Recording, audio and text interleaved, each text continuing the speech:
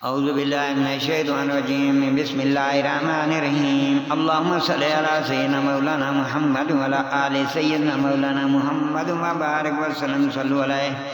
اور جب بولے کہ اے اللہ اگر یہی قرآن تیری طرف سے حق ہے تو ہم پر آسمان سے پتھر برسا یا کوئی دردناک عذاب ہم پر لا، اور اللہ کا کام نہیں کہ انہیں عذاب کرے جب تک اے محبوب تم ان میں تشریف فرماؤ، اور اللہ انہیں عذاب کرنے والا نہیں جب تک وہ بخشش مانگ رہے ہیں، اور انہیں کیا ہے کہ اللہ انہیں عذاب نہ کرے۔ وہ تو مسجد حرام سے روک رہی ہیں اور وہ اس کے اہل نہیں، اس کے اولیاء تو پرہیزگاری ہیں، مگر ان میں اکثر کو علم نہیں، اور کعبہ کے پاس ان کی نماز نہیں مگر سیٹی اور تالی۔ تو اب عذاب چکھو بدلہ اپنے کفر کا، بے شک کافر اپنے مال خرچ کرتے ہیں کہ اللہ کی راہ سے روکیں، تو اب انہیں خرچ کریں گے، پھر وہ انہیں پر پچھتاوا ہوں گے، پھر مغلوب کر دیے جائیں گے، اور کافروں کا حشر جہنم کی طرف ہوگا، اس لیے کہ اللہ گندے کو ستھرے سے جدا فرما دے اور نجاستوں کو تلے اوپر رکھ کر سب ایک ڈھیر بنا کر جہنم میں ڈال دے، وہی نقصان پانے والے ہیں۔ تم کافروں سے فرماؤ اگر وہ باز رہے تو جو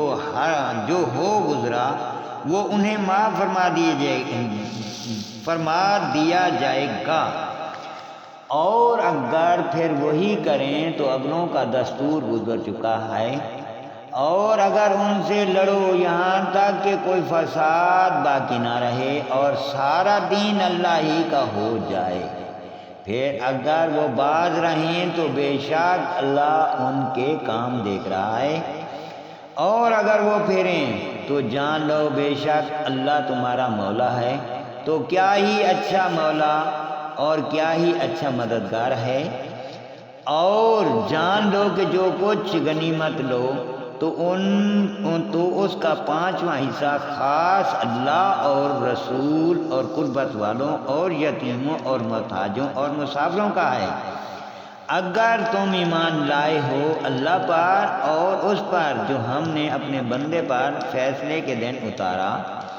جس دن دونوں فوجیں ملی تھیں، اور اللہ سب کچھ کر سکتا ہے۔ جب تم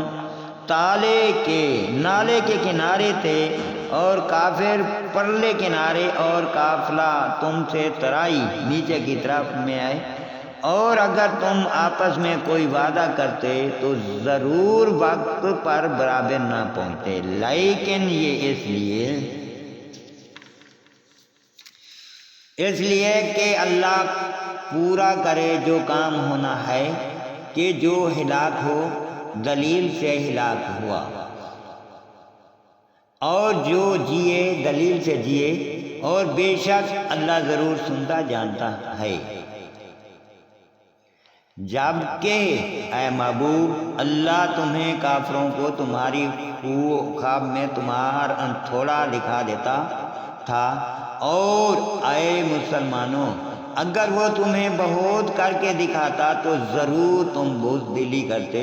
اور معاملے میں جھگڑا ڈالتے، مگر اللہ نے بچا لیا، بے شک وہ دلوں کی بات جانتا ہے۔